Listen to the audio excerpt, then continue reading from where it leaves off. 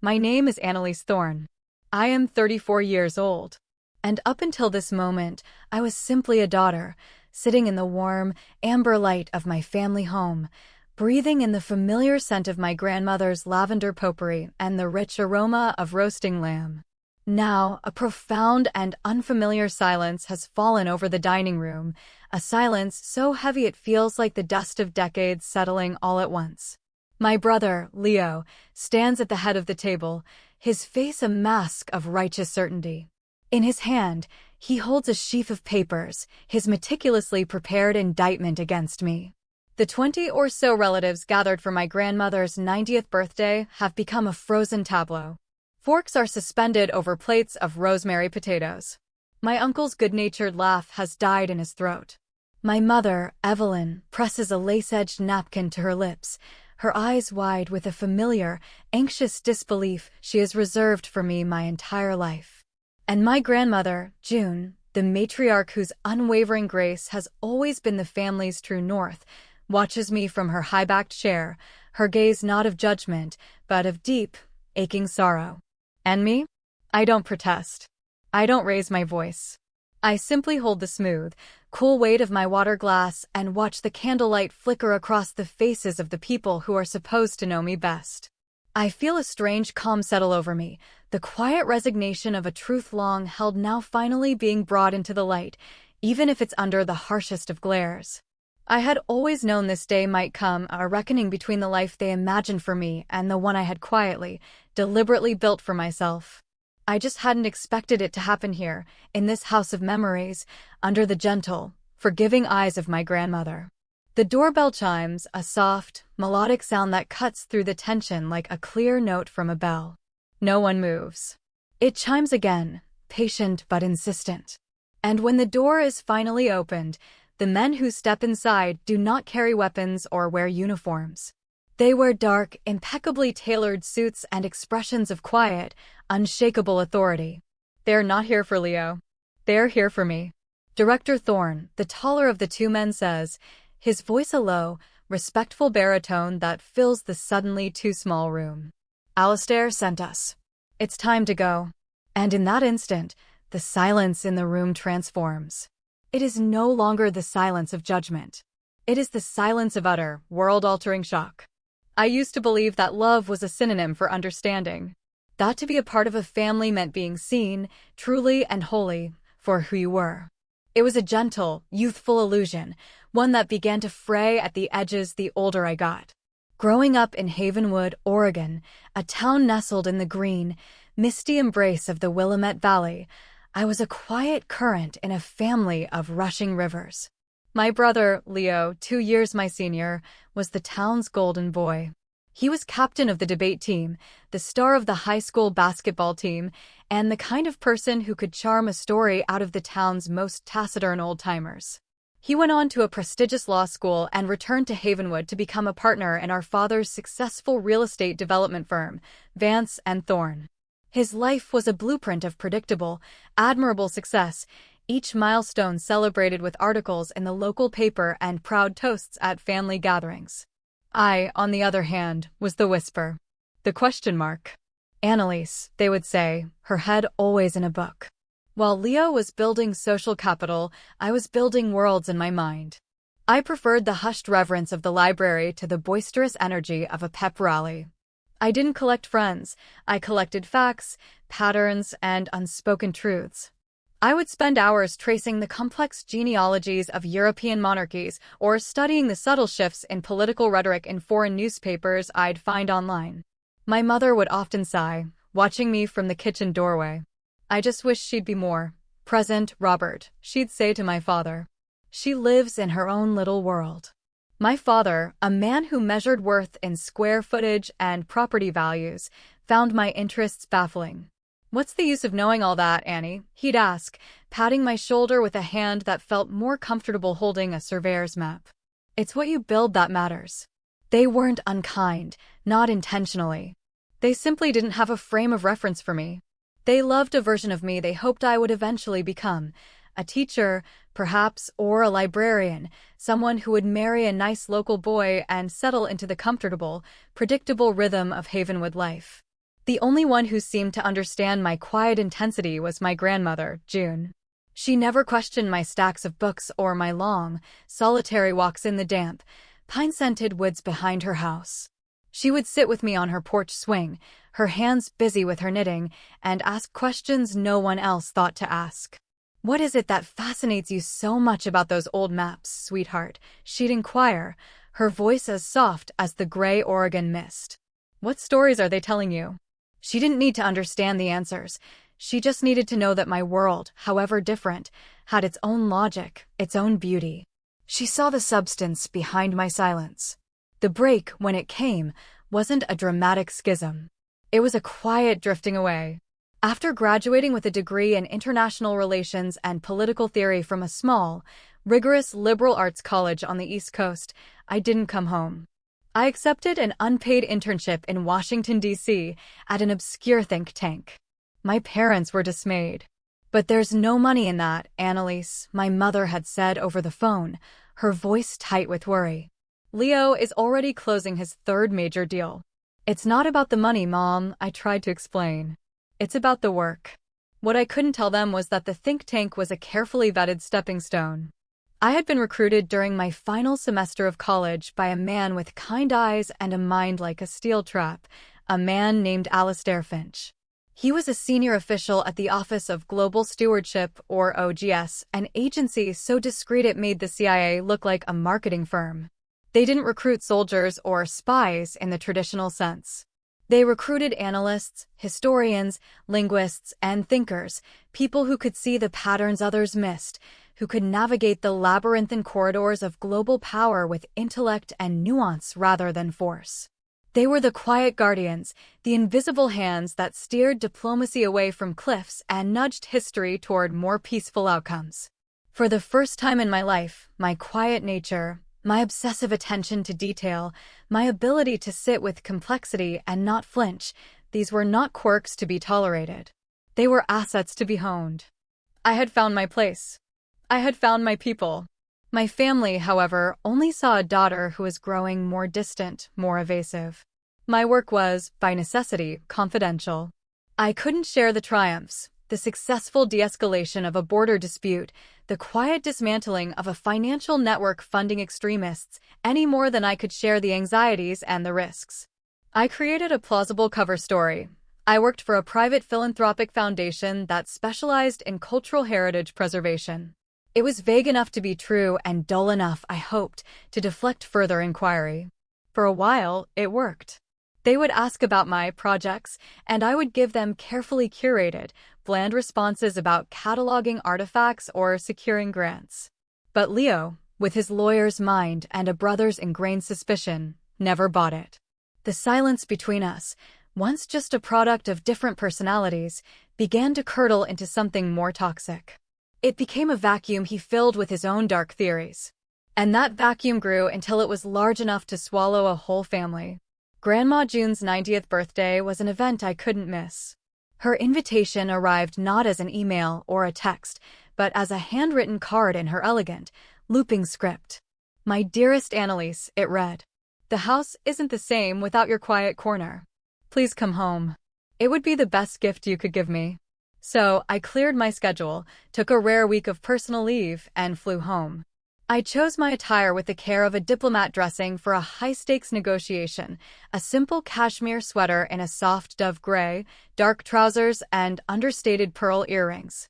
I wanted to blend in, to be a daughter and a granddaughter, not a puzzle to be solved. The moment I stepped into the house, I felt the shift.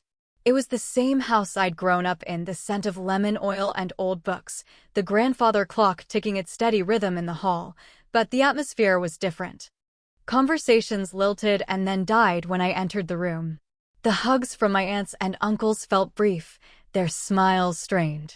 Leo was holding court by the fireplace, a glass of expensive whiskey in hand, accepting congratulations on a new downtown development project.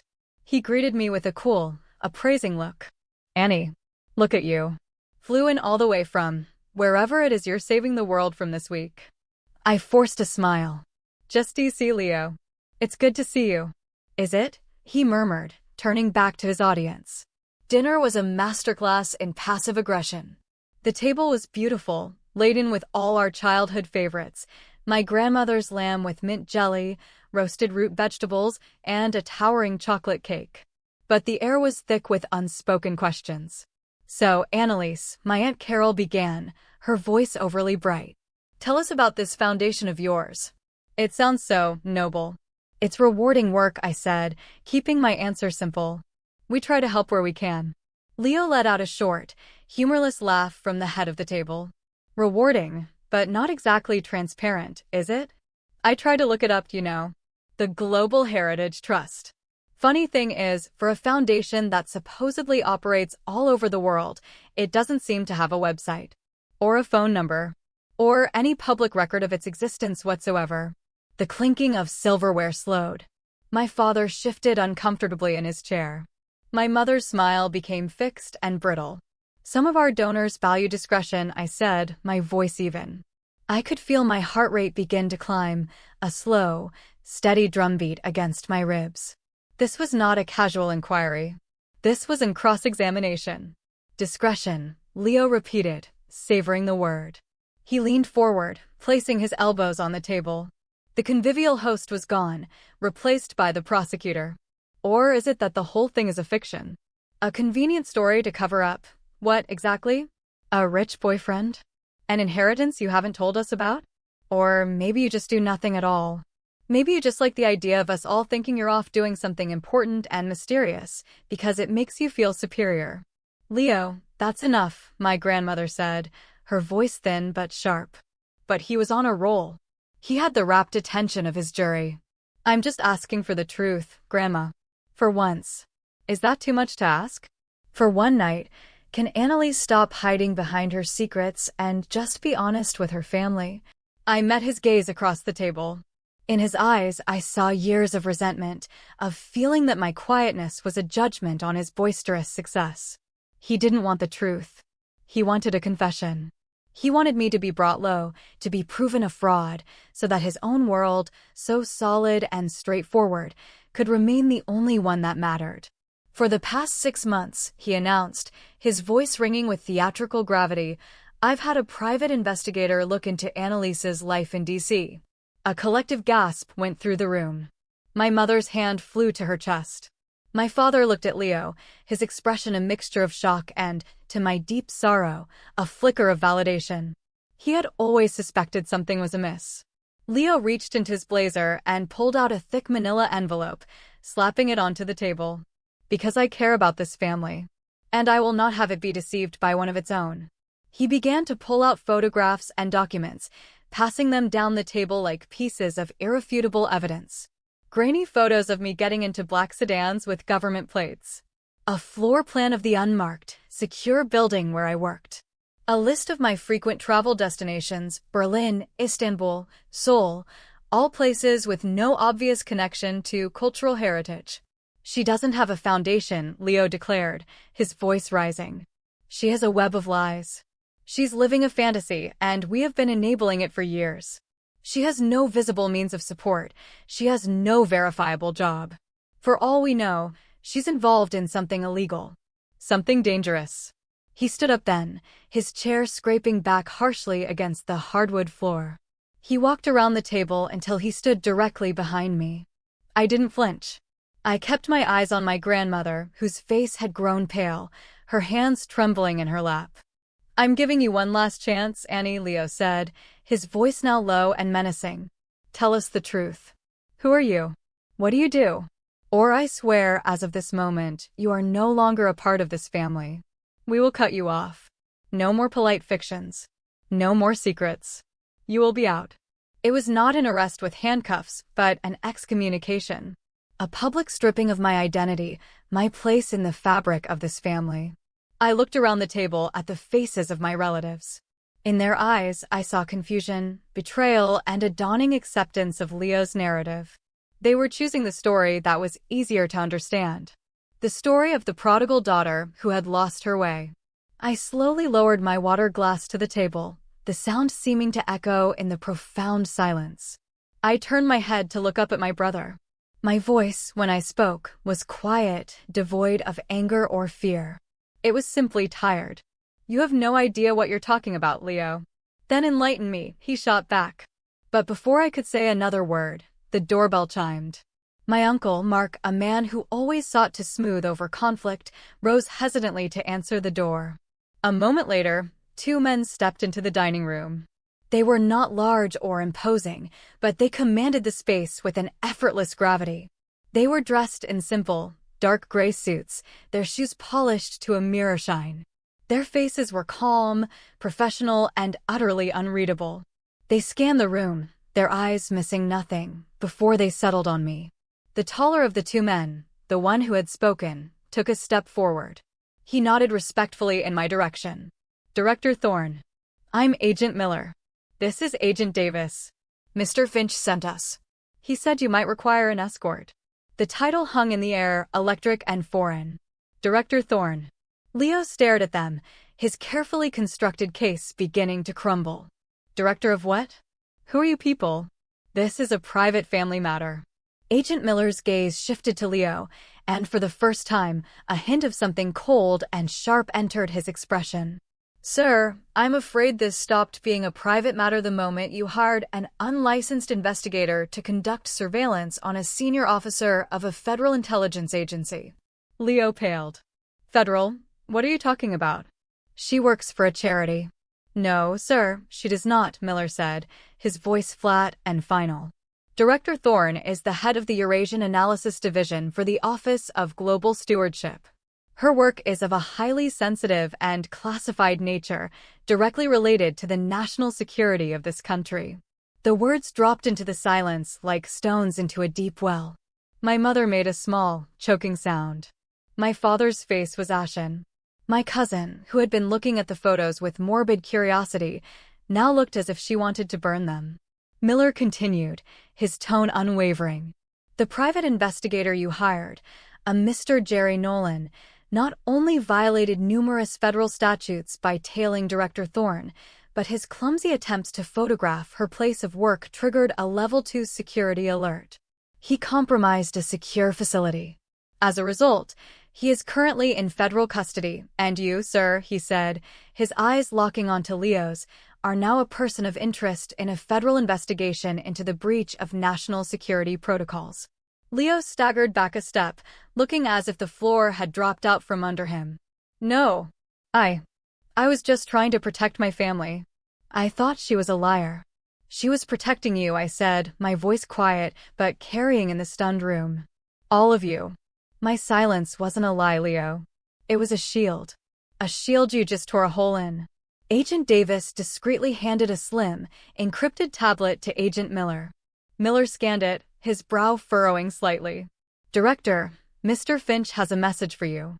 He says, and I quote, 'The Havenwood situation is contained. Your primary assets in the Ankara initiative have been secured and relocated. The diplomatic fallout will be manageable.'" He looked up at me. "He sends his profound apologies for this interruption." The implications of the message, though cryptic, were clear. Leo's actions had not been a harmless family drama. They had sent ripples across the globe, forcing an agency to scramble to protect real operations, real people, in places my family could barely imagine. Leo looked at me, his arrogance finally shattered, replaced by a dawning, sickening horror.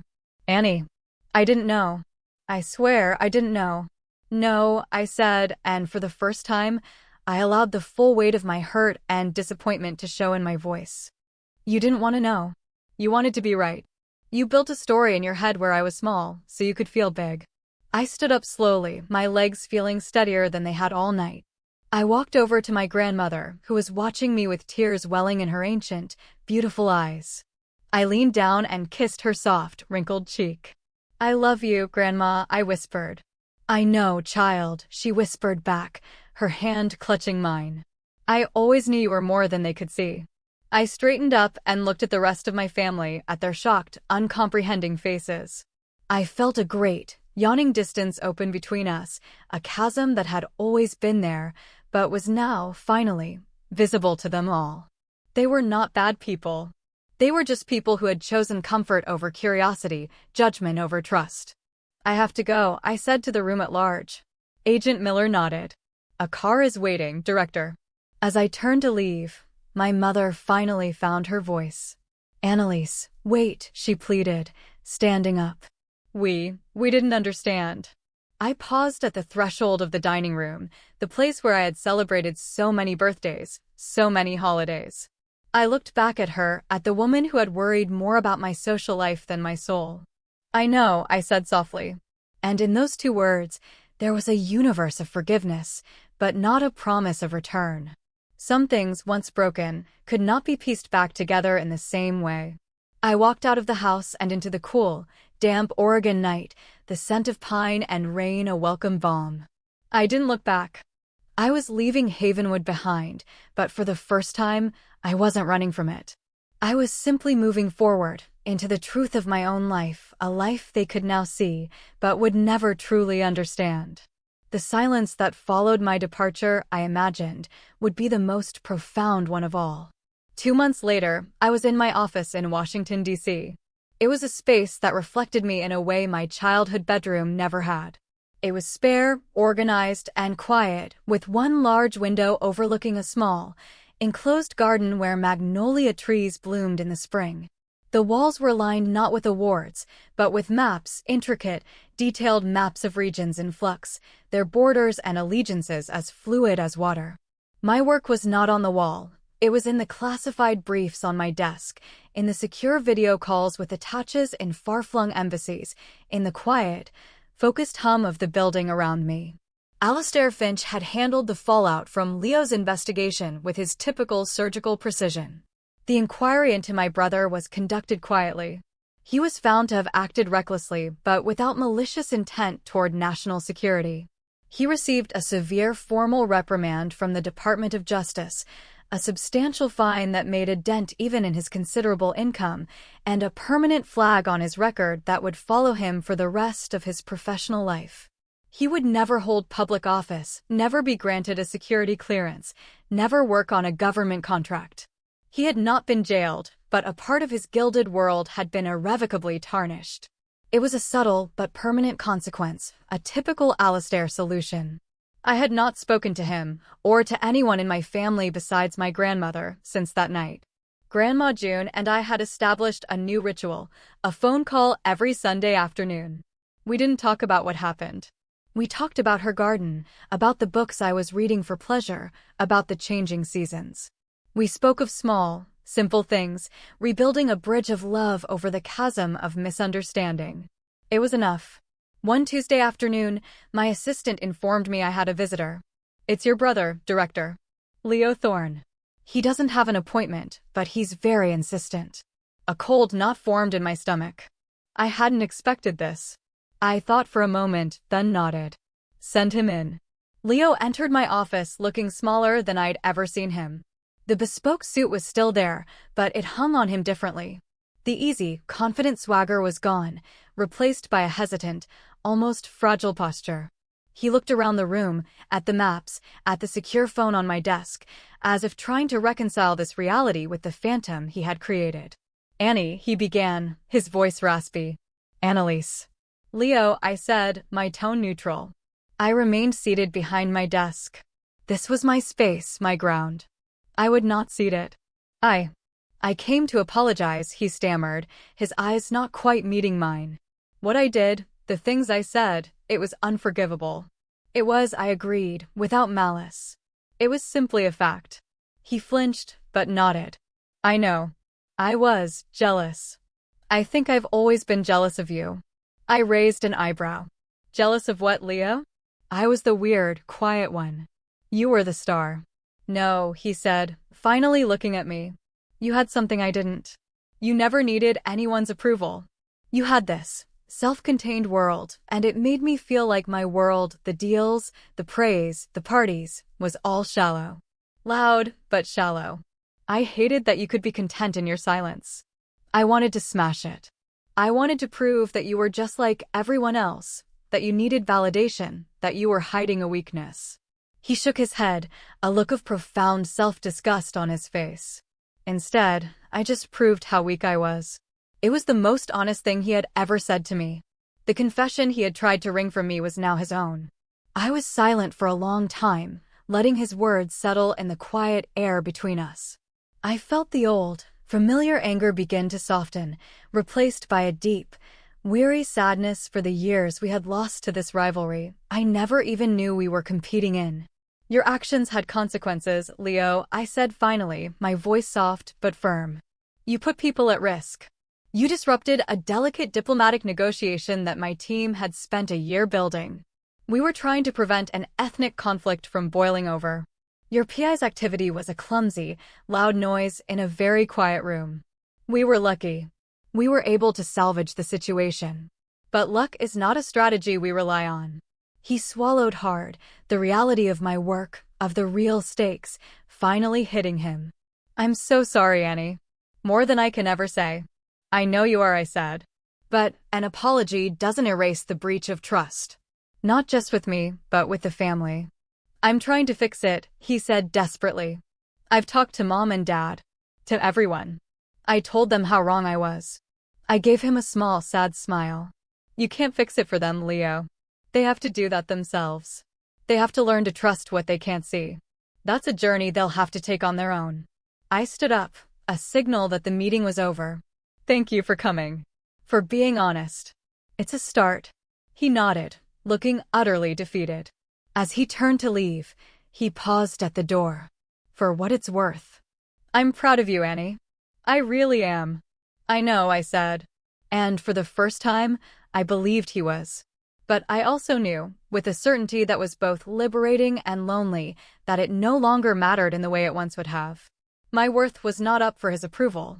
I had built it myself in silence and in secret, and it was solid. The ending of my story with my family is not a neat and tidy reconciliation. There is no triumphant return, no tearful holiday dinner where all is forgiven and forgotten. Life, I've learned, is rarely so cinematic. The fracture remains. It is a clean, honest break, and in some ways, it is healthier than the papered-over cracks that preceded it. My relationship with my parents and siblings is now one of careful, respectful distance. They send polite birthday cards. I send them postcards from my travels, devoid of detail but full of affection.